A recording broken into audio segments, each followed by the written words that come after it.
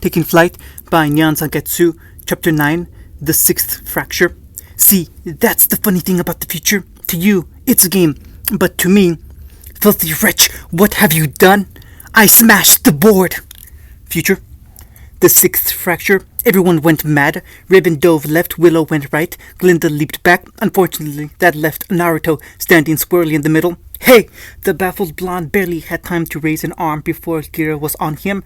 Prophecy snapped up, interposing itself between him and the towering faunus. To no avail, he batted it aside like a stick, regardless of whether Gira had a weapon or not, and it didn't look like he did. His opponent didn't bother to use anything other than his claws, just pure brute strength. It was nearly enough. Calloused palms closed around his sword, utterly uncaring as the edge bit into his aura. Gira bore down on him in spite of the minor injury, trying to tear the weapon from his grasp entirely.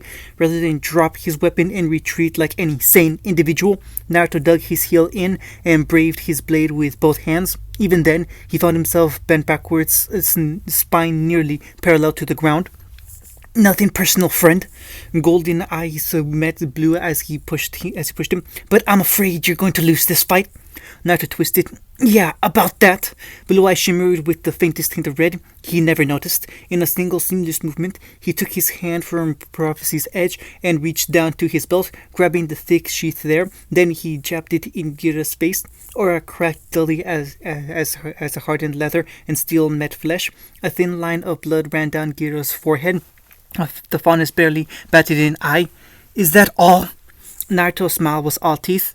Not quite.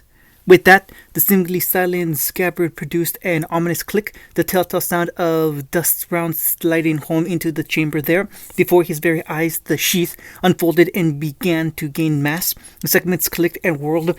Too late, he realized it wasn't a sheath at all, but something much larger. Naruto's finger found the hidden trigger and hooked within it, a light bolt at the back of a freshly formed barrel, silhouetting a fox's grin within. Say hello to my little friend. Gira swore. Bang! Prophecy's cannon sheath barked once, twice, thrice. Each sound produced an awful crack and a blinding flash. Besides, it never occurred once to him that he should let go of Prophecy's edge and retreat. More fool he. Naruto had been well prepared for it and closed his eyes well ahead of time. Gira wasn't so fortunate. Aura protected you from dangerous wounds, but it did nothing to negate sheer impact. You still felt it. At the end of the day, pain was pain. 3 cannon blasts between the eyes was akin to taking a hammer to your face and a brick besides. That shit hurt. Gira's reserves might be stronger than most even, but everyone had their limits. So did he. A low groan greeted him. But that's cheating. Face singed and eyes spinning, the poor faunus released his blade and toppled like a mighty oak. Or in the red, Yin croaked from the sideline. You're out! Out cold, more like. Naruto nudged him with his boot. Gira wouldn't be getting up from that anytime soon. Sorry. Naruto stepped under his stood form and stalked into the melee. We're here to win. The cries of combat told him Raven and the rest had likewise engaged their opponents. Warmed his heart, that did. Not even a team for a day, and already they were proving themselves. For all their plots and plans, no one on Team Gambit had considered that those of Crown would have a plan of their own, let alone the sheer disparity in their skill set. Tyrion crashed backwards with a yelp, parrying wildly as Raven harried his very step. Omen was a red blur in her hands, ever seeking his vital points. Willow was likewise engaged with Marcus, her own weapon a whirl of light. At a glance, it looked to be a strange cross between a fencer's blade and a dagger. Not quite a sword then, but not a rapier either. Its edge sparked with dust, weaving towards ice where it struck, be it flesh or ground, keeping the agile fighter at bay.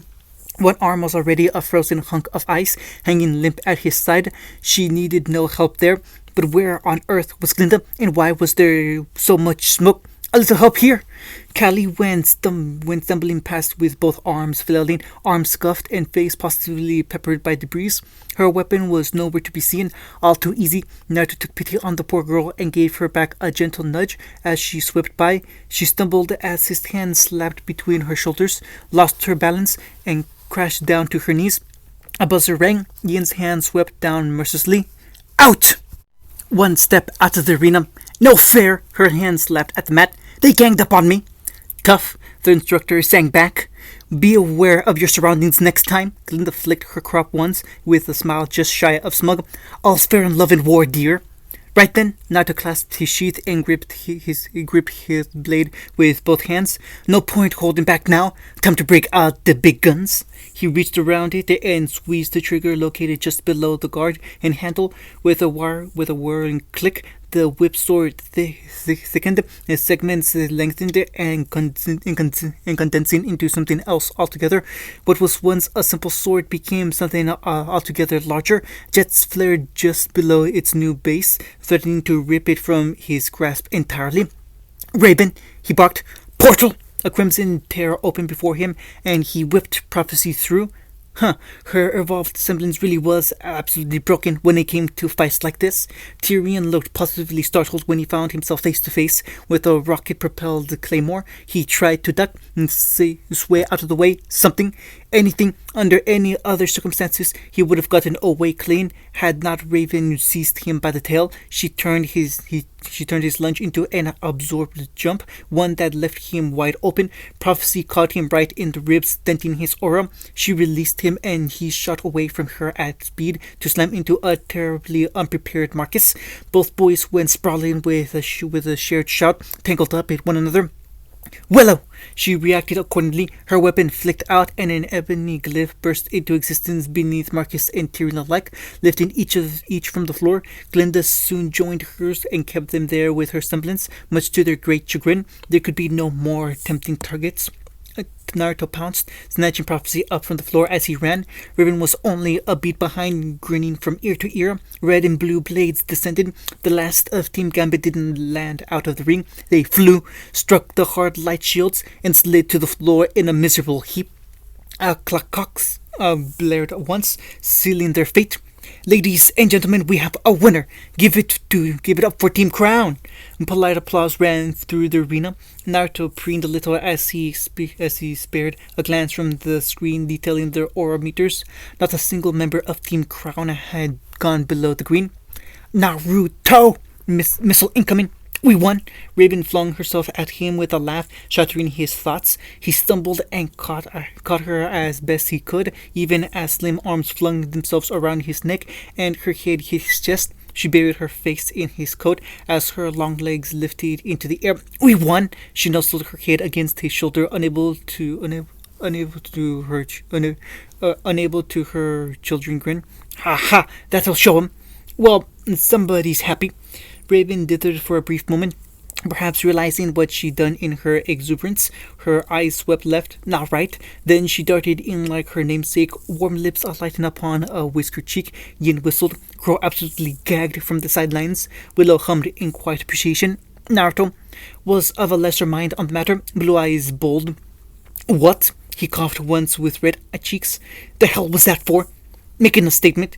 With a dark look at Glinda and Willow alike, she touched one hand to her sheath and flounced away. Her lips waited in a manner that just had to be deliberate. Naruto refused to believe anything else. A rueful smile touched the corner of his mouth as he watched her go. Wow, didn't know she had a girly side. We really kicked butt. Glinda coughed into a fist, drawing his attention away from those swaying hips. I believe you're forgetting something. Well, it was a team effort. He scratched the back of his head. You were both great, especially you, Willow. She beamed beneath his words. That was an awesome setup there at the end. A low growl put paid to those words. Uzumaki. Naruto pivoted and found Girabeldana stalked towards their way, hands clenched into fists at his sides. His expression was nothing short of thunderous bugger. The blonde blanched a little at the look of sheer fire in the young man's eyes. He wasn't sore about the loss, was he? Surely not. He'd won fair and square. Gira, no. Callie tugged at his arms to no avail. Don't be a sore loser. He totally was. Willow brindled but held no ground, and Glinda with her as the two men stared one another down. Abruptly, Gira's stormy expression softened. An excellent match. I wasn't prepared to face you, and you took full advantage of it. He offered a large hand, fingers splayed. Well played. You won't catch me with the same trick next time, however. Naruto blinked, frowned. He didn't sense so much as an iota of anger in the man. A smile bloomed across his whiskered visage as he reached out to clasp his hand. Huh, right back at you, big guy. Ouch, strong grip. Never thought you'd go for my sword like that. Took guts. And a bit of pain. Gary revealed his ravaged hand, still red and sore. Then again, I didn't use every tool at my disposal either. Naruto nodded. Fair. Was he talking about a weapon of some sort? His semblance, perhaps? Did he even have one? What was it? Regeneration strength? His mind whirled, trying to assess it, and fell in utterly. Blasted secret. He enjoyed any mystery as much as the next chap, but that made him want to solve this one all the more. So, friends, he asked, apropos of nothing. A low laugh rumbled in Giro's chest. So long as you don't shoot me in the face again. That was glorious! Tyrion crashed down on Raven's shoulder, not a yard, startling the sulky bird and the rest of them alike. For a moment there, I thought I was going to die. He squeezed her tight. We simply must do that again sometime. Needless to say, Raven went absolutely berserk. Get off me, you lummox! Never, he sang. I'm in love. Sorry about him, and Kylie sighed. He's always like this. You get used to him sooner or later. I'll touch him. Glinda flicked a glance at Naruto. I sympathize with your plight. He flipped her off. Oi, stuff it, good witch. No can do, sir. All across the rings, others were making amends of their own. Not bad, Snee. And Marcus lifted his chin just a hair as Raven finally thrashed herself free. You really smacked me around back there. Indeed, Willow preened. You were quite capable yourself. I nearly didn't see through that awful trick of yours. Naruto felt his right ear twitch. Trick? What trick? He hadn't seen any such trick. Another mystery to solve in this strange place. And was Marcus blushing? He was.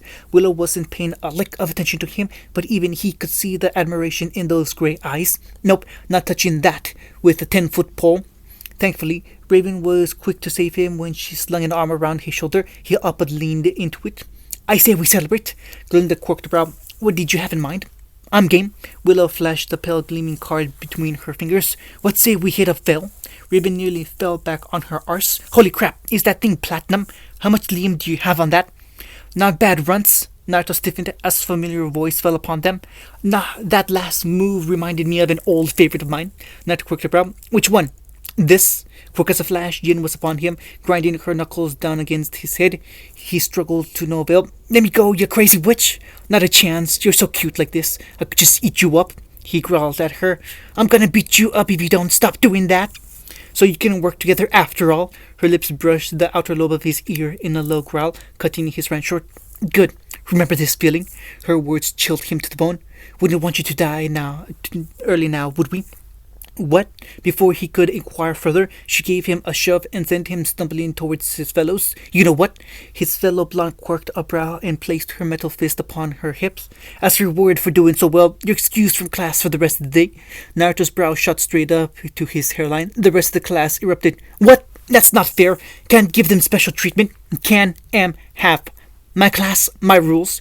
Her shit-eating grin said otherwise. That's the way it is. I know. She temporized with a raised hand. I'm an awful teacher. Don't give a shit, you know?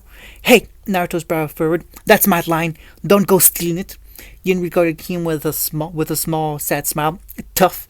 Naruto, Raven called at his back. Forget about her. We're leaving. Coming. With one last glance over his shoulder, neither noticing Yin's longing stare as they left. Well, she muttered, I've created a monster. Still, so long as they live. Right, back to work. Tossing her head from side to side, she rallied and pivoted to face the rest of her victims. Students. Definitely students, not victims. Nope, not at all. All right, maggots. She slapped a fist into an open palm. That's round one. We've got 2 more to go. So, let's see. How about Team Stark? Come up here. I'll give you a lesson you won't soon forget. Crow up dragged himself into the ring, looking like a man who was facing his doom. A collective groan arose from the audience. It would prove a trying day. To Team Crown! 3 cans of beer clinked against one another with a hollow clank. Naruto tipped his back and drank deeply, savoring the comfortable buzz that had fallen over his mind. Really, it was the simple pleasure that got you. Why rampage around Vale when they could simply retire to their dorm and have a drink to celebrate? Well, a drink or 2, or 3, 4. You got the point. Should we really be doing this? Glinda regarded her own can with trepidation. Aren't we a little too young for alcohol? She'd been dodging this for the better part of an hour now, and he wasn't having it. Bah! He slapped her on the back. Don't be a party pooper. Her lips burst into a thin line. I'm not sure. Fine, be that way, will you? He hiccuped once.